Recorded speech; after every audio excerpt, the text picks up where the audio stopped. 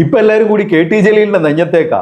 എന്താ കാര്യം? ഉന്നത വിജയം നേടിയ വിദ്യാർത്ഥികൾക്കുള്ള അനുമോദന ചടങ്ങിൽ വിദ്യാർത്ഥികളെ കെ ടി ജലീൽ അപമാനിച്ചെന്നും പറഞ്ഞാണ് മുസ്ലിം ലീഗും അവരുടെ വിദ്യാർത്ഥി സംഘടനയായ MSF കൂടി ഹാലടങ്ങുന്നത്.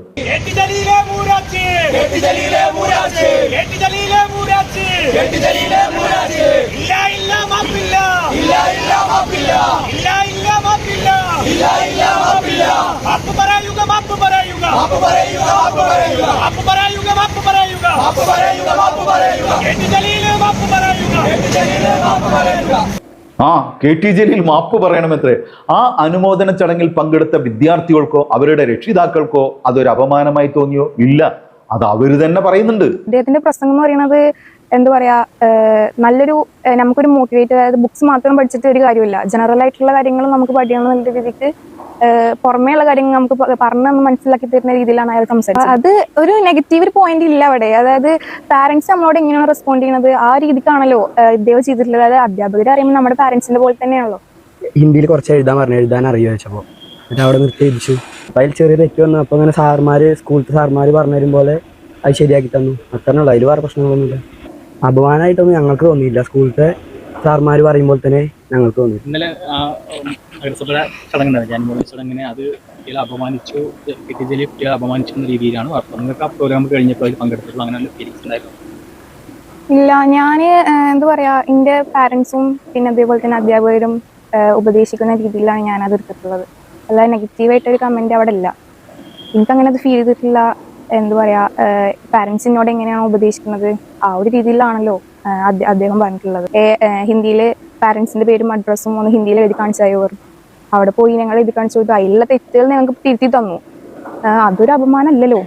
എന്നാലും ഡോക്ടർ കെ ടി ജലീൽ മാപ്പ് പറയണമെന്നാണ് ലീഗിന്റെ കുട്ടികൾ പറയുന്നത്.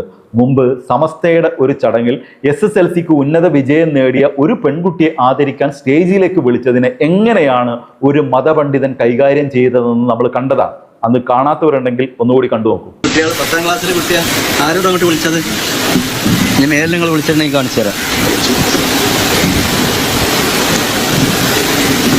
അങ്ങനത്തെ പെൺകുട്ടികളൊന്നും ഇങ്ങോട്ട് വിളിക്കണ്ട. സമസ്തന്റെ നിങ്ങൾക്ക് അറിയില്ലേ, സമസ്തന്റെ തീരുമാനം രക്ഷിതാവിനോട് വരാൻ പറയും. ശരിക്കും ഇതല്ലേ അപമാനിക്കൽ? 14-15 വയസ്സ് മാത്രം പ്രായമുള്ള ഒരു പെൺകുട്ടി സ്റ്റേജിലേക്ക് കയറി വന്നത് സമസ്തയുടെ ഈ പണ്ഡിതന് ഹറാമായി തോന്നിയത്രേ. ശരിക്കും ആ വേദിയിലാണ് ഉന്നത മാർക്ക് നേടിയ ആ വിദ്യാർത്ഥിനി അപമാനിക്കപ്പെട്ടത്. എന്നിട്ട് ആ പണ്ഡിതനെതിരെ MSF പ്രകടനം നടത്തിയോ? മാപ്പ് പറയണമെന്ന് ആവശ്യപ്പെട്ടോ മുസ്ലിം ലീഗ്? ഇല്ലല്ലോ. എന്നാൽ പൊതുവേദിയിൽ വനിതാ ലീഗ് നേതാക്കൾ കയറുന്നതും ആണുങ്ങളുടെ കൂടെ ഇരിക്കുന്നതും പ്രസംഗിക്കുന്നതും ഈ മത പണ്ഡിത ശിരോമണികൾക്ക് ഒരു പ്രശ്നമേ അല്ല. അതിലൊരു ഹറാമും കാണുന്നില്ല. കേരളം കണ്ട ഏറ്റവും വലിയ കാമഭ്രാന്തനും ഗർഭം കലക്കിയുമായ ഒരുത്തനെ സ്വന്തം പാർട്ടിയായ കോൺഗ്രസ് എടുത്ത് പുറത്തേക്ക് ഇട്ടു. എന്താ കോൺഗ്രസിന് അങ്ങനെ തോന്നാൻ കാരണം? ആ പരാതിയിൽ കാമ്പുണ്ടെന്നും അദ്ദേഹത്തിനെതിരെ ഉയർന്നു വന്ന തെളിവുകളിൽ കാര്യമുണ്ടെന്നും കോൺഗ്രസിന് തോന്നിയതിന്റെ ഭാഗമായിട്ടാണ് രാഹുൽ മാങ്കൂട്ടത്തെ കോൺഗ്രസ് എടുത്ത് പുറത്താക്കിയത്. ആ മാങ്ങാണ്ടിയെ പാണക്കാട് തങ്ങൾ കെട്ടിപ്പിടിക്കുന്നു. ലീഗിന്റെ വനിതാ നേതാവ് കൂടെ നിന്ന് സെൽഫി എടുക്കുന്നു. കോൺഗ്രസ് അവരുടെ പരിപാടിയിൽ പങ്കെടുപ്പിക്കാത്ത ആ കാമഭ്രാന്തന് ലീഗ് അവരുടെ പരിപാടിയിൽ പങ്കെടുപ്പിക്കുന്നു. കല്യാണത്തിന് ക്ഷണിക്കുന്നു, കെട്ടിപ്പിടിക്കുന്നു, ഷെയ്ക്ക് ഹാൻഡ് കൊടുക്കുന്നു, സെൽഫി എടുക്കുന്നു. അതിലൊന്നും ഒരു ഹറാമുമില്ല. ശരിക്കും ലീഗുകാരുടെ പ്രശ്നം വേറെയാണ്. ആ അനുമോദന ചടങ്ങിൽ പങ്കെടുത്ത വിദ്യാർത്ഥികളോട് പാഠ്യേതര വിഷയത്തെക്കുറിച്ച് കെ ടി ജലീൽ ചോദിച്ചു. അതിലെ അവരുടെ പരിമിതികളെ കുറിച്ച് അദ്ദേഹം ചൂണ്ടിക്കാണിച്ചു.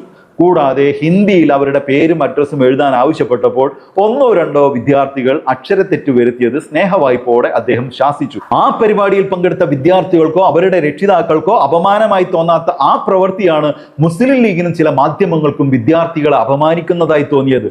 ഉടൻ കെ ടി ജലീലിനെതിരെ മന്ത്രി ശംസുദ്ദീൻ മൂപ്പരെന്നിട്ട് പറഞ്ഞതോ 10 വർഷം വിദ്യാഭ്യാസം കൈകാര്യം ചെയ്ത ഇടതുപക്ഷ സർക്കാരിന്റെ കുഴപ്പമാണ് ഇങ്ങനെ കുട്ടികൾ അക്ഷരത്തെറ്റ് വരുത്തിയതെന്നുള്ളതാണ്. ശരിക്കും ഒരു വടി വെട്ടിക്കൊടുത്ത് അടി വാങ്ങിയ പോലെയായി ശംസുദ്ദീന്റെയും ലീഗിന്റെയും അവസ്ഥ. എന്താണെന്നല്ലേ? അത് കെ ടി ജലീൽ തന്നെ പറയുന്നുണ്ട്. അതിലേക്ക് ഞാൻ വരാം. സാധാരണ MLA സ്ഥാനത്തേക്ക് മത്സരിപ്പിക്കാൻ ആളുകളെ തെരഞ്ഞെടുക്കുമ്പോൾ കൂട്ടത്തിൽ ഏറ്റവും വിദ്യാഭ്യാസമുള്ള ആളുകളെ ആണല്ലോ സ്വാഭാവികമായിട്ടും തെരഞ്ഞെടുക്കുക. അങ്ങനെ തെരഞ്ഞെടുത്ത ആളുകളിൽ നിന്നാണല്ലോ ഏറ്റവും മികച്ച MLA-മാരിൽ നിന്നാണല്ലോ മികച്ച മന്ത്രിമാരായി ആളുകളെ തെരഞ്ഞെടുക്കുക. അങ്ങനെ മന്ത്രിയായ ഒരാളാണ് N ശംസുദ്ദീൻ, അതും വിദ്യാഭ്യാസ വകുപ്പ്. വേറൊരാളാണ് നിയമസഭയ്ക്ക് പുറത്ത് തീപ്പൊരിയും അകത്ത് നനഞ്ഞ പടക്കവുമായി മാറിയ KM ഷാജി. വേറൊരാളാണ് MBA-കാരനായ മുസ്ലിം ലീഗിന്റെ ചാണക്യരായ കുഞ്ഞാലിക്കുട്ടി. പിന്നെയുള്ള ഒരാളാണ് PK ബഷീർ. എന്നാൽ ഭരണം 1.5 മാസം പിന്നിടുമ്പോഴേക്കും ഇവര് മുസ്ലിം ലീഗിനുണ്ടാക്കിയ പരിക്ക് ചെറുതൊന്നുമല്ല. 10 വർഷത്തെ ഇടതുപക്ഷ ഭരണത്തിന്റെ കുഴപ്പമാണ് വിദ്യാർത്ഥികൾ ഹിന്ദിയിൽ അക്ഷരത്തെറ്റ് വരുത്താൻ കാരണമായതെന്ന് കണ്ടെത്തിയ മുസ്ലിം ലീഗിന്റെ വിദ്യാഭ്യാസ മന്ത്രിയായ ശംസുവിന്റെ കരണക്കുറ്റി കിട്ടിയ അടിയായിരുന്നു KT ജലീലിന്റെ മറുപടി.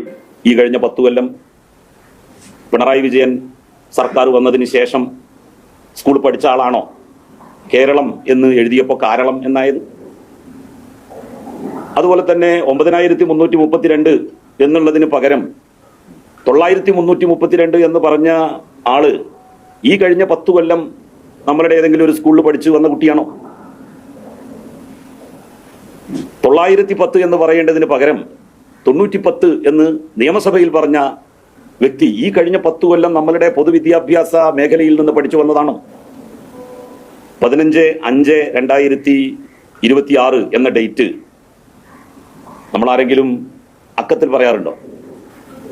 15,05,000 അല്ലെങ്കിൽ 52,000 എന്ന് പറഞ്ഞിട്ട് നമ്മൾ പറയാറുണ്ടോ? അങ്ങനെ പറഞ്ഞ ആള് ഈ കഴിഞ്ഞ 10 കൊല്ലം നമ്മളുടെ പൊതുവിദ്യാലയത്തിൽ പഠിച്ചു വന്ന കുട്ടിയായി അതുകൊണ്ടാണോ? മയ, കുയി, പുയ, അയക് എന്നൊക്കെ മുതിർന്ന ആളുകൾ പോലും പറയുന്നത് കഴിഞ്ഞ 10 കൊല്ലമായിട്ട് നമ്മളുടെ പൊതുവിദ്യാലയത്തിൽ പഠിച്ചു വന്നതുകൊണ്ടാണോ? അന്ന് യഥാർത്ഥത്തിൽ ഇവർക്കൊന്നും നമ്മളെപ്പോലെ ഇങ്ങനെ കറക്റ്റ് ചെയ്ത് കൊടുക്കാൻ ഒരാളുണ്ടായില്ല. അതുകൊണ്ടാണ് ഇങ്ങനെ പറയുന്നത്. സാരമില്ല സാഹിബ്, ചോദിച്ചു വാങ്ങിയതല്ലേ. എന്നാൽ ഇതിനിടയിലാണ് മറ്റൊരു മന്ത്രിയുടെ രംഗപ്രവേശനം. ആരാണ് ഇവിടെ ബാലാവകാശ ലംഘനം നടത്തിയത്? വെറുതെ വിടില്ല ഞാൻ.